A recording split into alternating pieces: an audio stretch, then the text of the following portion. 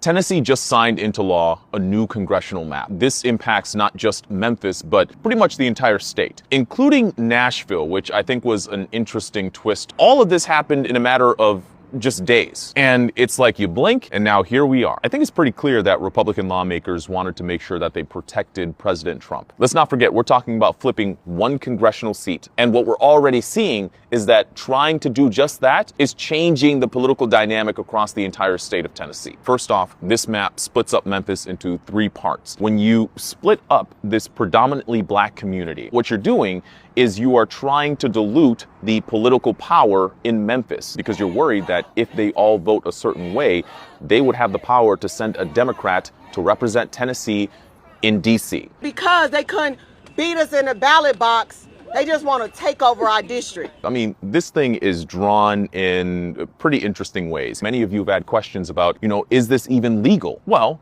it wasn't up until just a couple days ago. Tennessee had a law in the books that said that you could not redraw these district lines mid-decade because you had to wait until you got data from the census. That's not what happened here. Tennessee Republican lawmakers repealed the old law so that they can make room for this new map. And I guess within hours of Governor Lee signing this new map into law, there was already a lawsuit filed by the NAACP. So that's one. Democratic lawmakers said that they plan to file lawsuits of their own.